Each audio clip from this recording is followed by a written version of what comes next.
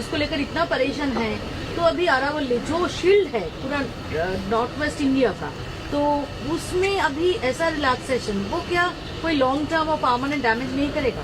अरावली में कोई भी रिलैक्सेशन नहीं दिया गया है। पहली बात, अरावली भारत के 4 राज्यों में है, दिल्ली, हरियाणा, राजस्थान, हरियाणा और गुजरात। टोटल अरावली 39 डिस्ट्रिक्ट्स में है। अरावली की पिटीशन 1985 से चल रही है। इस पिटीशन में चलने के बाद अरावली में माइनिंग के स्ट्रिक्ट नियम होने चाहिए, इसके हम भी पूरी तरीके से समर्थन करते हैं। सुप्रीम कोर्ट ने चारों राज्यों को कहा कि अरावली की सेम डेफिनेशन होनी चाहिए। सेम डेफिनेशन में 100 मीटर को, जो कि 1968 का जो जियोलॉजी का स्टडी है रिचर्ड मॉर्फी, उसके कारण है। कुछ यूट्यूब चैनल ने और कुछ लोगों ने एक कंफ्यूजन खड़ा कर दिया कि 100 मीटर का अर्थ होगा टॉप के 100 मीटर। ऐसा नहीं है। उसका जो बेस स्ट्रक्चर है, जो पर्वत का बेस स्ट्रक्चर है, अगर वो जमीन के अंदर भी 20 मीटर है, वहां से लेके 100 मीटर तक प्रोटेक्शन है। तो जो 100 मीटर का प्रोटेक्शन है, जो लोगों ने कंफ्यूजन करा है कि मतलब ऊपर का 100 मीटर है, नीचे खुदाई कर सकेंगे, वो नहीं है। मैं आपको फिर क्लियर कर रहा हूँ।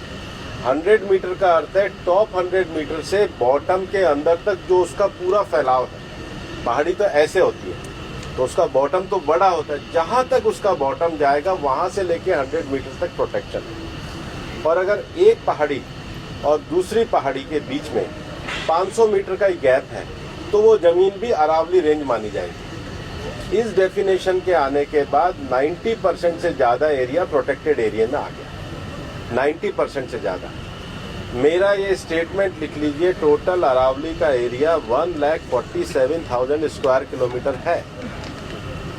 इसके बाद केवल अभी की जो मेरे पास 39 डिस्ट्रिक्ट है, केवल 217 किलोमीटर, मतलब 2% में ही माइनिंग हो सकती है, और वो भी हर तरीके से नहीं हो सकती। उसके लिए भी सुप्रीम कोर्ट ने डायरेक्शन दिया है कि आपने जैसे सारंडा और झारखंड में एक पूरा पहले माइनिंग प्लान बनाया है, वो प्लान तैयार करिए।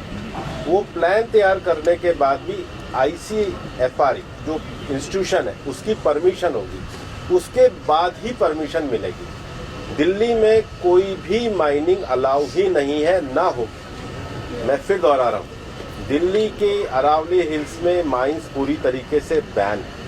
अरावली में लगभग 20 से ज्यादा फॉरेस्ट रिजर्व प्रोटेक्टेड एरिया वो एज इट इज रहेंगे।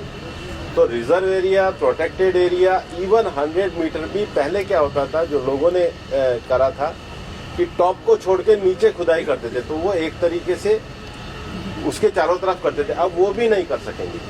तो मुझे लगता है सुप्रीम कोर्ट ने जो निर्णय दिया है, ministry of environment, survey of India, geological survey of India, और जियोलॉजिकल सर्वे ऑफ इंडिया में जो इंटरनेशनल स्टैंडर्ड है रिचर्ड मार्फी, उसको दिया। उसके बाद भी मामला सुप्रीम कोर्ट में है। हम पूरी तरीके से सहयोग करने के लिए तैयार हैं। पिछले 2 साल से लगातार स्वयं प्रधानमंत्री जी ने अरावली में वृक्षारोपण किया है।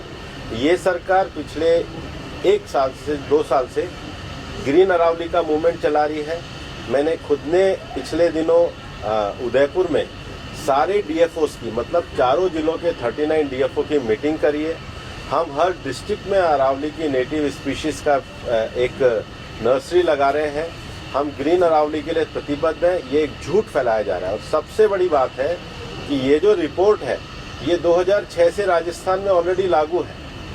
इसमें कुछ भी एडिशन नहीं किया गया, बल्कि अरावली के टॉप से लेके और जमीन तक, मतलब जमीन से पूरा ऊपर 100 जो स्ट्रक्चर है, वो सारा प्रोटेक्टेड की श्रेणी में आता है। सर, मैं ask you one more question. Sir, जैसे टाइगर, उसका तो कोई बाउंड्री नहीं है, उसका कोई